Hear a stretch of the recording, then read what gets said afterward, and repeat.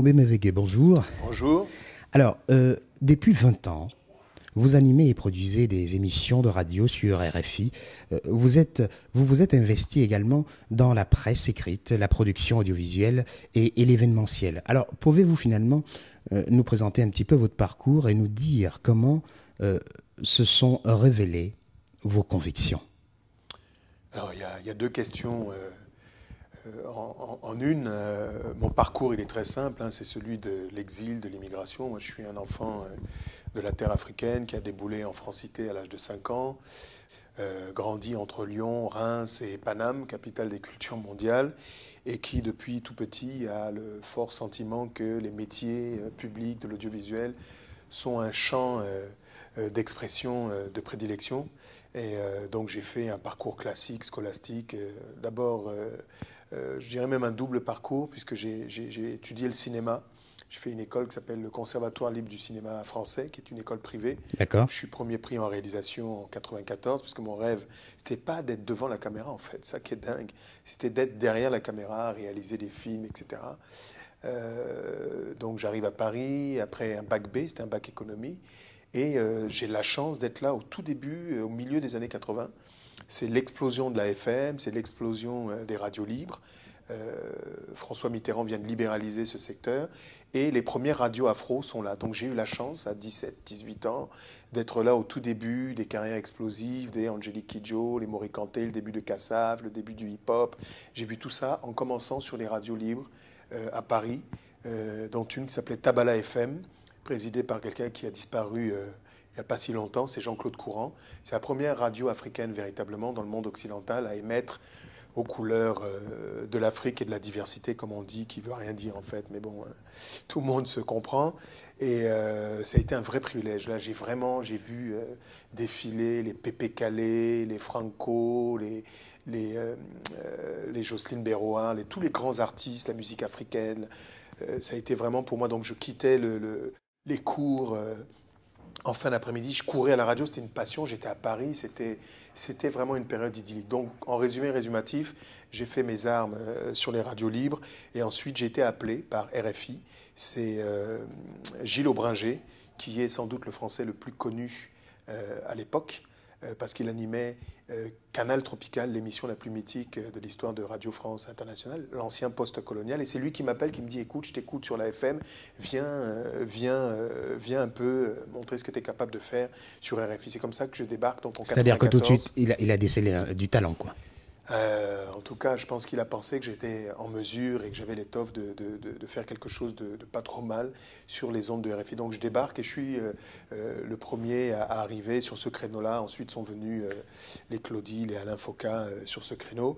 Et parallèlement à ça, j'enchaîne tout de suite en faisant de la télévision. J'ai eu cette chance d'être l'un des rares Africains que la jeunesse africaine a vu pendant 17-20 ans à la télévision grandir, vieillir. Donc j'ai produit et animé des émissions pour CFI, pour TV5, pour MCM Africa, pour RFI, donc France O, France 24 et quelques autres. Voilà. D'accord. Alors, originaire du Cameroun, c'est clair, ça, originaire donc du Cameroun, c'est en France que vous avez grandi. Vous êtes citoyen d'Afrique, ça c'est clair, tout le monde a pu le remarquer, et militant activement pour le développement du continent. Pouvez-vous nous dire comment vous vivez votre identité aujourd'hui? Alors moi, ça me fait toujours marrer parce qu'on entend des gens dire oui, mais pas besoin de proclamer qu'on est africain. Moi, je pense qu'aujourd'hui, c'est presque un sacerdoce et c'est presque une absolue nécessité tant l'Afrique et les Africains sont décriés. Alors je sais bien que le tigre ne brandit pas sa tigritude, il bondit sur sa proie et Shoyinka la dévore, mais je pense que par les temps qui courent, revendiquer son appartenance à l'Afrique, c'est pas un acte héroïque, mais on a tellement de gens qui vilipendent ce continent.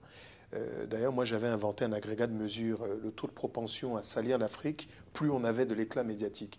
C'est-à-dire que si vous regardez l'histoire de l'exposition des Noirs à la télévision, vous verrez que vous pouvez établir un parallèle entre le discours de ceux qui passent à la télé et la place qu'on leur réserve à la télévision. Depuis le théâtre nègre des Champs-Élysées, l'époque de Joséphine Baker, de Charleston, etc., vous verrez que on choisit les Noirs, on joue au yo-yo. Alors plus vous tapez sur l'Afrique, les Noirs ça pue, les Noirs sont feignants, les Noirs ne s'aiment pas, les Antillais sont comme ci, les Africains sont comme ça, plus vous avez la possibilité de passer à la télévision. C'est pour ça que quelqu'un comme Aimé Césaire, c'est quand même hallucinant, n'a quasiment jamais eu de place sur l'échiquier médiatique français. C'était sans doute eu égard à son discours. Je ne vais pas citer d'autres noms. Tant qu'on est dans la catégorie du Black Dancing Stupid Nigger, de l'Africain qui rit comme ça et qui n'a rien à dire, si ça n'est à cajoler dans le sens du poil, on a plus de chances de passer à la télévision. Donc mon identité, c'est un peu comme celle des Caribéens.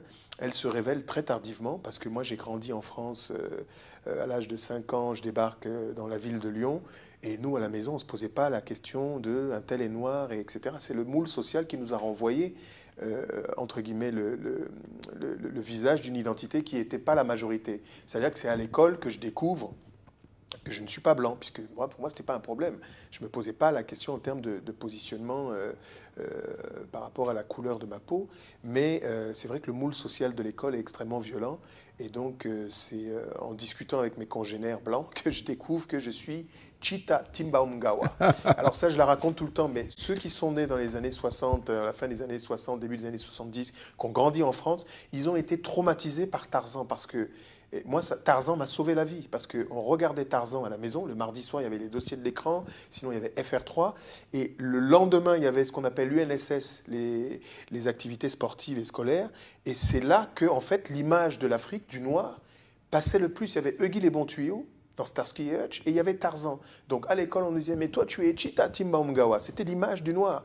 Et donc, moi, je me suis, à un moment donné, après avoir eu honte, j'ai franchi le cap. Je pense que j'ai été désaliéné grâce à Tarzan, grâce à ce que mes petits copains de classe de 5, 6 ans, 7 ans me renvoyaient, retourne dans ton pays, etc. etc. C'est là où j'ai commencé à voir, mais est-ce que c'est vraiment ça, l'Afrique? Alors que j'avais un décalage. Moi, je vivais l'Afrique à la maison, ma mère portait des boubous, on parlait de plusieurs langues, je voyageais au Cameroun, je voyais que les gens n'habitaient pas dans les arbres et qu'on ne voyait pas les gens se balader à poil toute la journée. Donc, c'est là où j'ai pris conscience identitaire de qui j'étais, ou en tout cas de ma différence et de mon altérité. D'accord. Alors, et dans ce contexte, comment définissez-vous alors le concept d'africanité? Alors, il y a plusieurs définitions. Moi, je pense que c'est d'abord le sentiment d'appartenance à une terre.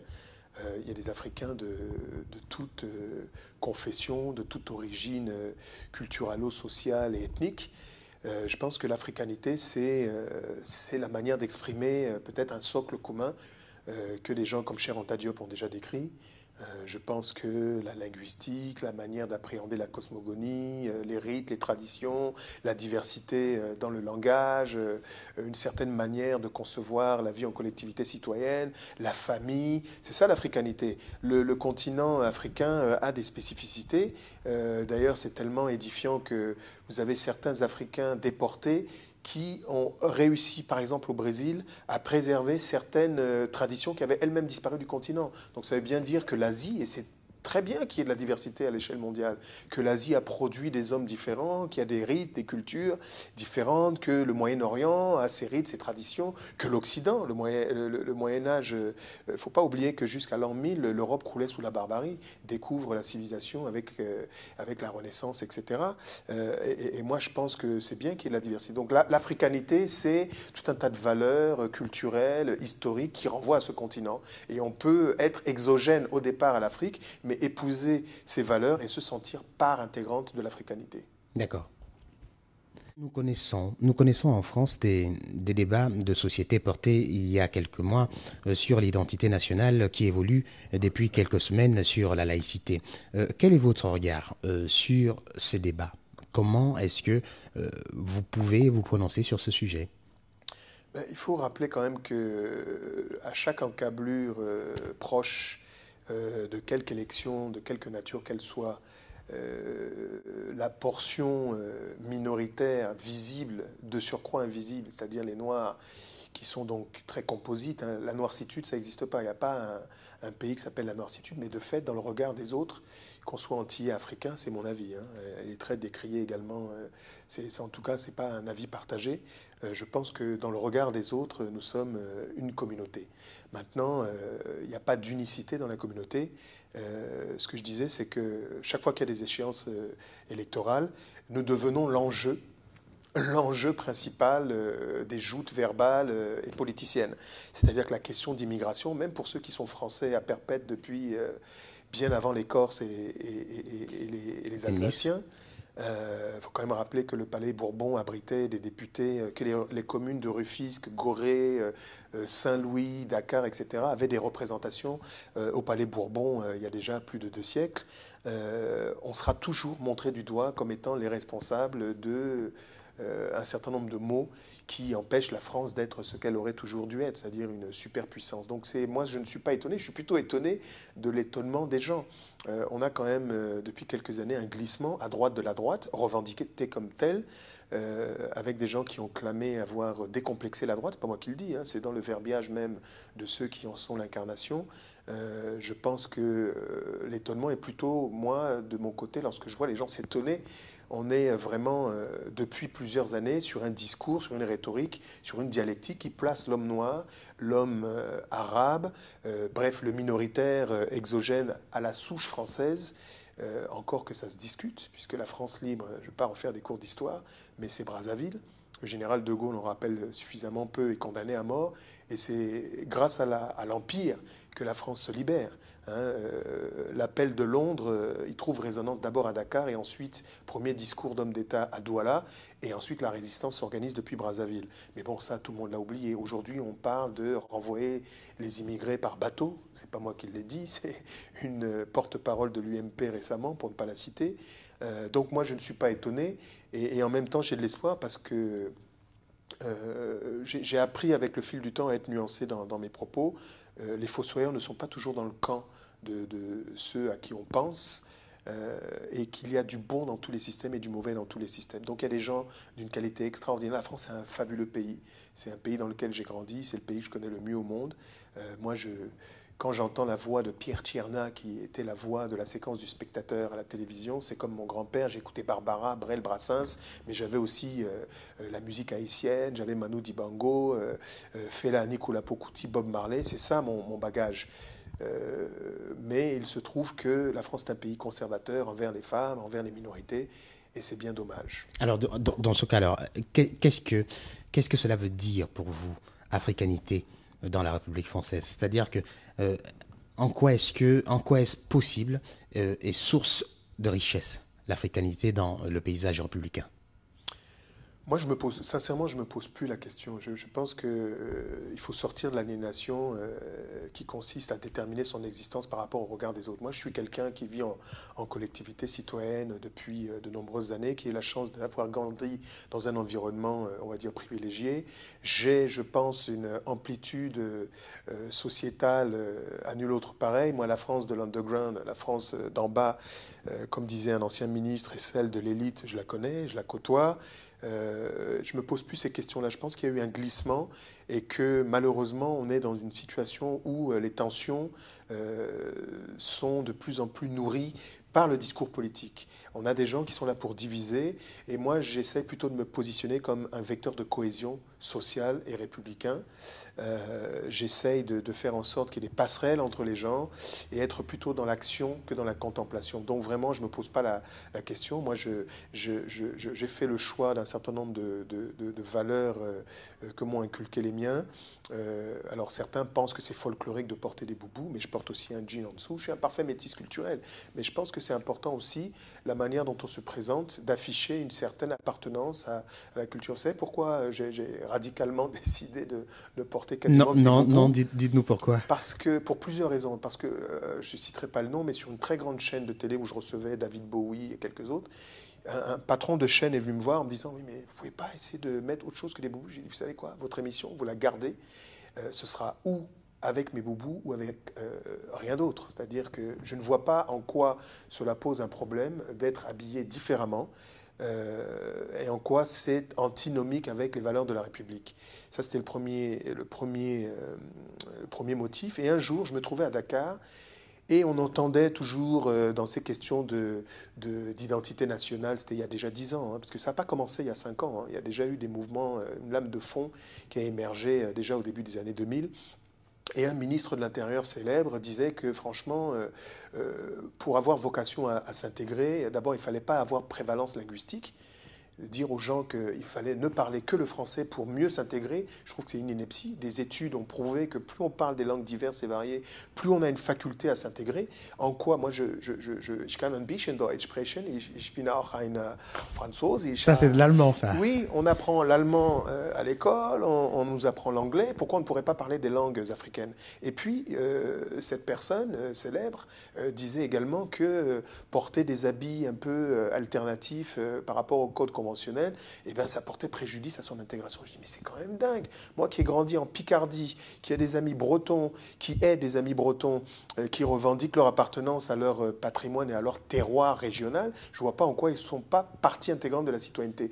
Et c'est toutes ces vexations permanentes, successives, qui m'ont poussé à dire, mais attendez, moi je suis l'incarnation de la diversité française, et je pense que porter un boubou avec un jean made in coton du Burkina Faso, je ne vois pas en quoi c'est anti-républicain. Donc c'est pas de la provocation, c'est juste que Thomas Sankara, dans un discours célèbre, était très fier de parler devant une assemblée présidentielle œcuménique de ses étoffes, les étoffes burkinabés pour lesquelles il déployait le discours selon lequel tout était produit au Burkina Faso, le coton était burkinabé, etc. Donc je pense que la manière dont on s'habille, c'est aussi un moyen de montrer qu'on appartient à une identité particulière et qu'on soutient les industries, parce que derrière, il y a le textile et puis il y a des valeurs de civilisation. Effectivement, il y a tout un business. Mais alors, donc, j'ai bien compris ce que vous êtes en train de dire, mais je voudrais qu'on s'attarde un petit peu sur une question. C'est-à-dire que notre nation aujourd'hui est composée de différentes communautés, ça c'est clair, vous l'avez souligné tout à l'heure, en particulier des Noirs en France. Quelle place, et très franchement, permettez-moi d'insister là-dessus, quelle place pensez-vous que la société française accorde-t-elle aux Noirs aujourd'hui en France ? Mais je vous assure, ce n'est pas une fuite en avant, hein. Je ne me pose plus la question en ces termes. Les minorités africaines ou même caribéennes ou du Maghreb occupent les strates les plus inférieures de la société, classe ouvrière majoritairement, ont des boulots qui sont extrêmement astreignants, etc. On a une petite élite qui a émergé, mais on en est très loin, en tout cas des codes d'intégration à l'américaine, où on voit vraiment, même pays voisin, la Grande-Bretagne, où on voit une élite capitalistique qui arrive à émerger, etc., etc. Il y a énormément de pesanteur. Je veux dire que dans le métier dans lequel j'évolue, qui est celui des médias, on voit très bien qu'il a fallu éditer des lois pour qu'on favorise. Moi, j'étais en interview avec un monsieur qui était en charge de la diversité et qui avait été nommé à l'époque le patron de France Télévisions sous Chirac, chargé de la diversité, s'appelait Édouard Pelé. Voilà, Édouard Pelé, qui avait des origines maghrébines, mais qui a transformé son nom apparemment pour se faire appeler désormais Édouard Pelé, et avait pour charge donc de favoriser l'accès dans le groupe France Télévisions à des journalistes issus de la diversité. Et j'étais en interview, je l'interviewais par rapport à ce dispositif, et il y avait Stéphane Pocrin, qui est un témoin oculaire que vous pouvez sonder pour authentifier la véracité de ce que je vais vous dire. Et donc je lui pose la question, je lui dis, mais monsieur Édouard Pelé, y a-t-il véritablement une volonté de voir davantage de Noirs et d'Arabes à la télévision? Il me répond de go, mais évidemment, nous avons pour mission de favoriser l'accès au plus grand nombre de Noirs et d'Arabes à la télévision dans le public des émissions. Je vous jure que c'est la vérité. Pour lui, il fallait qu'il y ait davantage de Noirs et d'Arabes dans le public des émissions. Et il ne pensait pas être insultant et blessant lorsqu'il s'exprimait comme ça. C'est tout juste, il ne m'a pas dit que lorsqu'un journaliste, alors que les plus grandes écoles, celle de Lille, le CFJ, le CFPJ et l'école du Louvre, les plus grandes écoles de France, ont des Africains, des Antillais, des gens d'origine maghrébine qui sortent là et qui sont parfois les plus brillants. Pour lui, c'est des stages de pré-professionnalisation qu'il entend proposer aux gens. Il n'imagine pas qu'un Noir ou un Arabe soit capable de formuler 2 questions. Ça, c'est l'ancienne patronne du divertissement de TF1, Pascal Brognaud, qui disait à la fin des années 90, si vous me présentez un noir capable de présenter une émission, j'en fais une star sur TF1. On a essayé de la joindre, elle n'a jamais répondu à nos questions. Donc il y a vraiment ce problème-là, mais je pense qu'il faut le dépasser. Il faut être dans l'action. Tout le monde n'a pas l'étoffe d'un super-héros pour monter des groupes de presse, etc., etc. Mais je pense qu'il faut être dans l'initiative. On est obligé d'être un petit peu plus actif là, notamment dans le monde de l'entreprise, dans le monde associatif. Et il faut, encore une fois, ne plus se poser ces questions. On est dans un pays de démocratie où il y a quand même des possibilités de faire des choses. Je pense qu'il y a encore énormément de travail dans la construction d'un univers collectif commun avec une terre où effectivement l'identité partagée serait apaisée. Il y a encore du chemin. C'est pour ça que je ne me pose plus la question. Je suis très peu optimiste quant à la volonté des politiques de faire évoluer les choses. Alors, et je pense que c'est vraiment les associations et le monde de l'entreprise qui pourront faire évoluer les choses. D'accord. Est-ce que vous faites alors, quelle différence faites-vous entre communauté et communautarisme? Mais moi, je veux dire que c'est une lexicologie qui a été inventée pour noyer le poisson. Vous avez des gens qui, depuis toujours, parlent. Mes parents, tous ceux qui sont nés avant 1960, ne demandaient même pas la nationalité française. Ils demandaient la réintégration à l'Empire. C'est-à-dire qu'il n'y avait pas besoin, avant 1974, lorsque Giscard établit la carte de séjour, tous ceux qui venaient des pays anciennes colonies françaises n'avaient même pas besoin de demander la nationalité. Ils l'avaient de surcroît. Et vraiment, on a vu le discours évoluer dans les années 80-90. On parlait de communautarisme dès lors qu'un noir voulait revendiquer des choses par rapport à la discrimination dont il pouvait être l'objet. On est quand même dans un pays où M. Bébéard et d'autres collectifs inventent un système où pour trouver des jobs, du taf, il faut faire des CV anonymes. On est en France, patrie présumée des humanités, siècle des Lumières et tutti quanti, et on en est encore là. Donc vraiment, le communautarisme, c'est une escroquerie intellectuelle. Je veux dire que les communautés existent partout. Hein. Il y a les communautés à tous les échelons. Je veux dire que même le corporatisme existe. Et dès lors qu'il s'est agi à la fois des Noirs, des musulmans, des Arabes, entre autres, on a tout de suite inventé un mot qui s'appelle le communautarisme. Le sentiment naturel d'appartenance, il existe partout. Il y a des radios pour les Italiens, des radios pour les Portugais, il y a la communauté juive qui est là, et je trouve que c'est très bien. Pourquoi inventer le mot communautariste? D'ailleurs, ce n'est pas le seul mot. Il y a toute une lexicologie qui nous est apposée. Les Noirs sont les seuls qui tabassent les femmes, donc on fait monter certaines associations telles que Ni Pute Ni Soumise pour faire passer le message en filigrane selon lequel seul l'homme noir ou arabe tabasse les femmes. Il faut quand même savoir que moi j'ai la chance d'avoir interviewé le patron de la Croix-Rouge française, c'était il y a quelques années, et qui me spécifiait que tous les 2 jours, il y a quand même une femme qui meurt en France, victimes des sévices conjugales. Et la majorité sont des CSP+, blanches, de souche. Et il faut arrêter de stigmatiser systématiquement les minorités, les Africains, les Antillais, les Arabes et tout y compte. Donc vraiment, c'est de la manipulation intellectuelle, discrimination positive. Qui invente ces mots à la con? Ça n'a aucun sens. Affirmative action aux États-Unis, discrimination positive. Donc il y a tout un tas de lexicologie. Les mots portent eux-mêmes les gènes discriminants de ce qui affecte au quotidien des populations majoritairement silencieuses et qui ne revendiquent qu'une chose, c'est d'évoluer normalement, tout simplement. Vos nombreux voyages, rencontres et interviews vous ont guidé sur le chemin d'un projet du développement au profit de la jeunesse africaine. Cela rejoint-il le panafricanisme finalement? Oui, le panafricanisme, chacun le voit un peu comme il l'entend. Moi, j'aime bien rappeler quand même que le panafricanisme n'est pas né en Afrique, que c'est la Caraïbe qui a enfanté ce courant de pensée, parce qu'il faut sortir de l'Afrique pour avoir conscience d'appartenir à ce continent. Hein, les Georges Padmore, les Marcus Mosiah Garvey, tous ces gens-là de Trinidad, de Jamaïque, etc., sont eux qui ensuite, avec le reggae de Bob Marley, la pensée Rasta, qui renvoie à Zion, à Haïlé Sélassié, à cette résistance depuis la conférence de Berlin qui découpe l'Afrique, où on voit vraiment jusqu'à Accra avec Kwame Nkrumah, le panafricanisme est vraiment né hors d'Afrique. Et donc je pense que le panafricanisme, c'est une pensée qui était en avance sur son temps, que malheureusement le temps du politique n'étant pas celui de la société civile africaine, on prend beaucoup trop de temps selon moi, alors qu'on était en avance bien avant la construction de l'Union européenne. Il y avait des gens qui déjà dès 1963, avec la construction de l'OUA, avait pensé en grands ensembles, intégrés, le nord, le sud, l'est, l'ouest, etc. Tout ça a été déjà écrit par des aînés.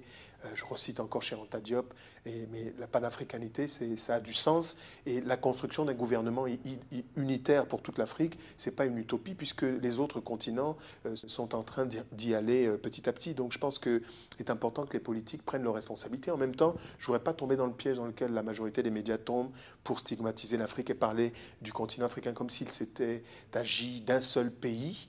C'est un continent, vous avez parfois une vingtaine de pays qui accèdent à des démocraties alternatives et apaisées. On a toujours l'impression que tous les pays du continent sont à feu et à sang, etc.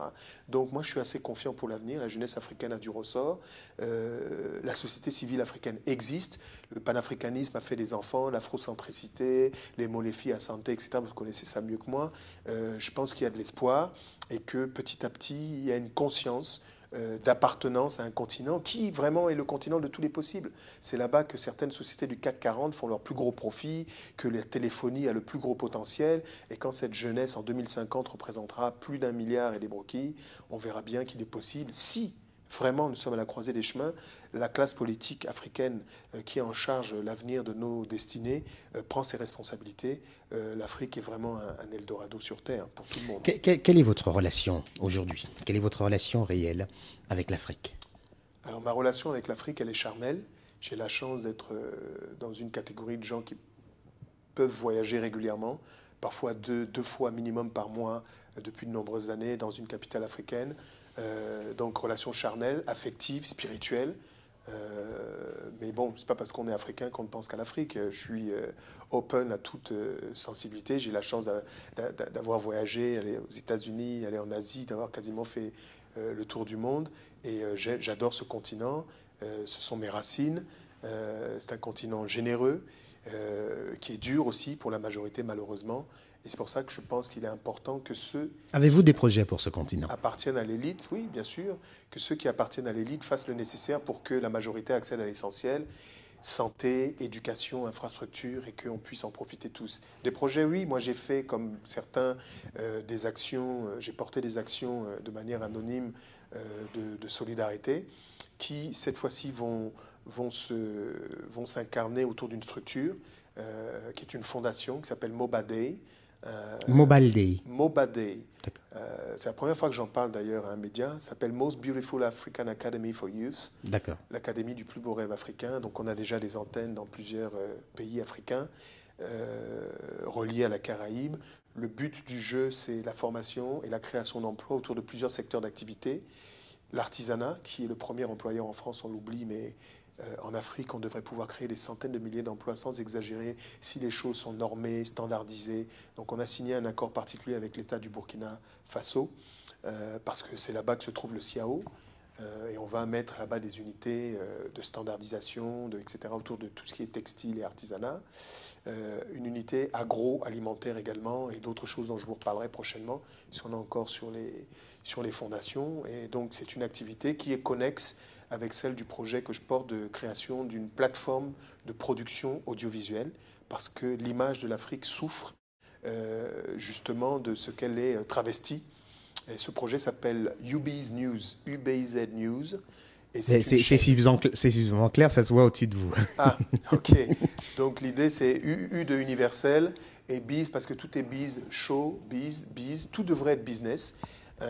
On doit créer des richesses, les transformer en plus-value sociale et les redistribuer. C'est inadmissible que le continent qui regorge des plus grandes ressources minérales, minières, etc., ait la majorité de sa population qui croupit sous la dèche. C'est inadmissible. Donc il y a une génération, moi j'ai foi, une génération d'Africains et d'autres. Il y a des alliés, hein, pas non plus parce qu'on n'est pas africain qu'on ne peut pas contribuer. Et il y a aussi quelques salopards parmi nous qui continuent de fossoyer le continent et ils sont bien africains.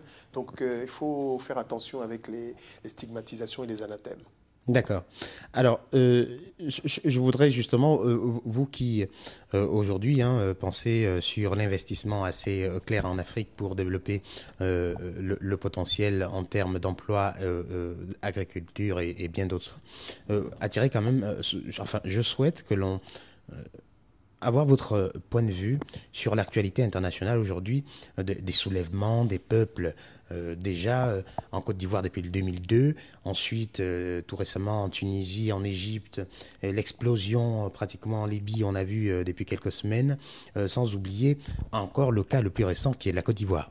Alors, qui marque les contours d'une nouvelle donne internationale. Pouvez-vous nous commenter un petit peu cette actualité en particulier et les positions, par exemple, françaises par rapport à ce sujet? Alors, plusieurs choses. D'abord, je pense que l'idée révolutionnaire, l'esprit de la révolution, lorsqu'il est porté par le peuple, ne résiste, personne ne peut résister à cet esprit, quelle que soit la force du pouvoir incarné. Lorsque le peuple se soulève, lorsque l'esprit de la révolution l'habite et que c'est celui de la rédemption, quand ce temps est advenu, quand ce temps est arrivé, rien, aucune machine, si forte soit-elle, ne peut empêcher le rayonnement de cet esprit. Ça, c'est en ce qui concerne certains pays, il est heureux de voir le parfum de soulèvement de jasmin, dit-on, qui est venu des pays du Maghreb. C'est heureux. En même temps, il y a toujours cette difficulté d'appréhender un certain nombre de choses parce que nous sommes dans un village planétaire. Il y a tellement d'implications, d'intérêts, de conflits d'intérêts, de compromis, de compromissions entre les uns et les autres que c'est difficile parfois de bien décrypter les choses. Ce que je dirais quand même, c'est qu'en ce qui concerne la Côte d'Ivoire, qui est un pays qui est vraiment un pays extraordinaire, je condamne unanimement l'échec de toute la classe politique, mais toute, quels que soient les bords, du résultat qui advient à des degrés divers et variés. Mon avis est que on n'aurait jamais dû en arriver là. Il faut remonter à la source et au patriarche, au Houphouët-Boigny, pour voir comment les choses sont nées, qui a insufflé cette fameuse rhétorique sur l'ivoirité, etc. Et que de voir ce pays avec des images de peuples fuyant Abidjan, pour ceux qui ont connu cette ville extraordinaire, c'est d'abord l'échec de toute la classe politique africaine en général. Ensuite, maintenant, il y a des choses qui sont beaucoup plus complexes. Je ne pense pas qu'on ait le temps de rentrer dans les détails, mais je trouve quand même assez suspect de voir certaines manipulations, certaines réactions, certaines déclarations de certaines puissances présumées occidentales venir faire de l'ingérence, ce qui souligne pour moi vraiment l'impérieuse nécessité d'avoir des institutions fortes intra-africaines. C'est-à-dire que vraiment l'Union africaine doit être souveraine, plénipotentiaire, d'abord au premier chef, avant que quiconque ne vienne pouvoir se prononcer sur des affaires qui concernent les Africains eux-mêmes. Ensuite, vraiment, je suis extrêmement sévère vis-à-vis de toute la classe politique ivoirienne parce que le sang n'a pas à couler, quels que soient les enjeux, même si on sait qu'il y a des manipulations, même si on sait que ce que l'on entend à la télé n'est pas forcément ce qui est, etc., etc. Je trouve quand même que globalement, c'est un échec assez lamentable et que nous devons nous remettre tous en question parce que nous avons un continent où d'autres nations, que d'autres nations regardent comme une terre d'élection, mais se présentent aussi souvent comme des prédateurs. Et vous ne pouvez pas atteindre le chef d'un village si quelqu'un autour de ce village n'a pas trahi. C'est-à-dire que ça renvoie toujours à nous-mêmes. Arrêtons de chercher, même si elles existent, des raisons exogènes à nos maux. C'est d'abord nous. Qu'est-ce qu'on est capable de faire? Est-ce que c'est quelqu'un qui donne l'arme pour aller taper l'autre, quels que soient les enjeux? À un moment donné, on peut faire un sursaut et on peut changer les donnes parce que nous avons le sens de la responsabilité historique. Et c'est pour ça que je condamne unanimement l'attitude de la majorité de la classe politique africaine en la matière. S'il y avait un message, à passer, par exemple, à la jeunesse africaine, que diriez-vous? Alors un message à la jeunesse africaine, c'est-à-dire à la jeunesse du monde, c'est d'avoir foi en l'avenir, même si la vie n'est pas rose. Vous savez, moi je parle en connaissance de cause, hein. Il y a toujours à la fois le discours et l'action. Moi je suis en connexion sans vanité avec la rue africaine, avec des organisations, des associations, même des enfants de la rue, etc. Et on sait ce que c'est, l'amplitude qu'on vit parfois quand on arrive. On est reçu par des autorités, des ministres, et 5 minutes après, on est dans la rue avec des gens qui prennent de plein fouet justement la médiocrité de quelques-uns des aînés parmi les anciens qui n'ont pas su gérer parce que, encore une fois, on ne comprend pas qu'avec autant de potentiel, ce continent ne permet pas l'accès à l'essentiel pour la majorité.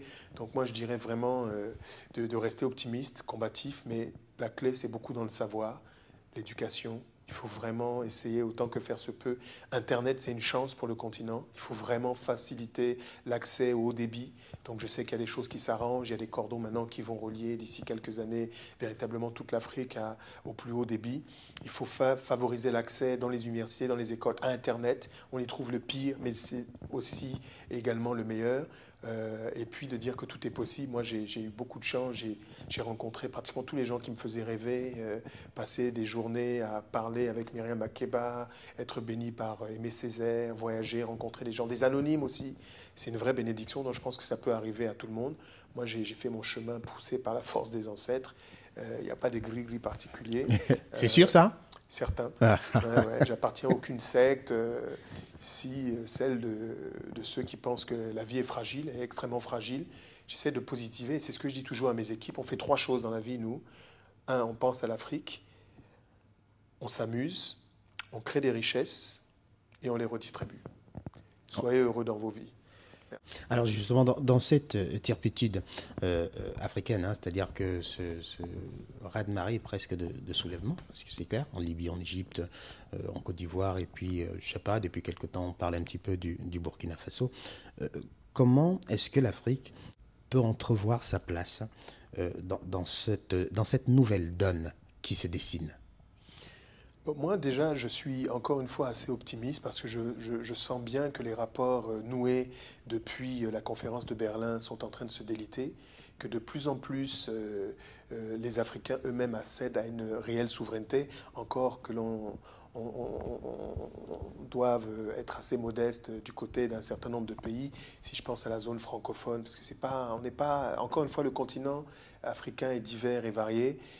Le franc CFA, le fait que le trésor de puissance exogène à l'Afrique garantisse la valeur d'une monnaie et que on sent bien que dans certaines décisions, tout ne procède pas des Africains eux-mêmes. Ça, c'est vraiment, je pense, les prochains grands challenges qu'il faudra affronter. On a une nouvelle donne. L'Asie est entrée dans le champ de la compétition des nations. Le Brésil est un interlocuteur. On redistribue les cartes et c'est une chance historique de renouer pacifiquement. Il n'est pas ici question de stigmatiser, de dire oui, voilà, maintenant c'est le temps de la vengeance, etc. Mais simplement, on veut que ce continent, que les gens qui y habitent vivent normalement, qu'on puisse évoluer et surtout que les gens, comme moi, je donnerai cet exemple à beaucoup de ceux qui ont la chance de voir ce sujet que vous avez la gentillesse de produire. Je regarde beaucoup du côté de l'Amérique latine où il y a des idées intéressantes. Publier ce que vous exploitez, c'est venu de là-bas. Je veux dire, ce qu'on entend du Venezuela, sans rentrer dans les polémiques, du Pérou, de la Bolivie et tout ça, il y a des choses positives. Savoir que vraiment l'extraction des valeurs, des ressources minières et minérales du continent, on devrait vraiment en avoir une traçabilité effective.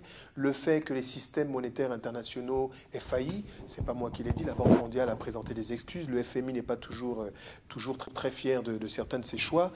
On a vu qu'en Amérique du Sud, certains ont évoqué l'éventualité de sortir du système monétaire international et d'inventer la Banque des Sud. Donc il y a peut-être d'autres schémas.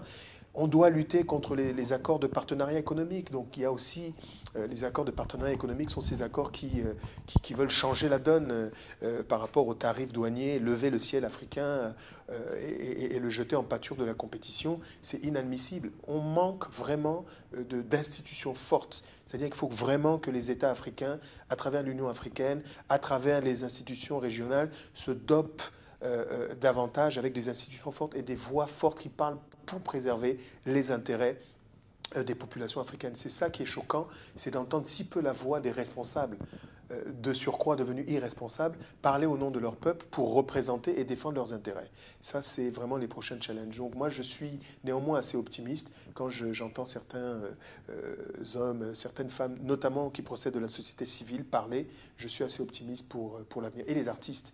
Les artistes jouent un rôle, sont les vitrines des sociétés et je suis convaincu du fait que nous sommes là à la croisée des chemins et qu'on redistribue les cartes. Il faut simplement qu'on saisisse la balle au bon. Amo Bemeveke, je vous remercie. Merci à vous.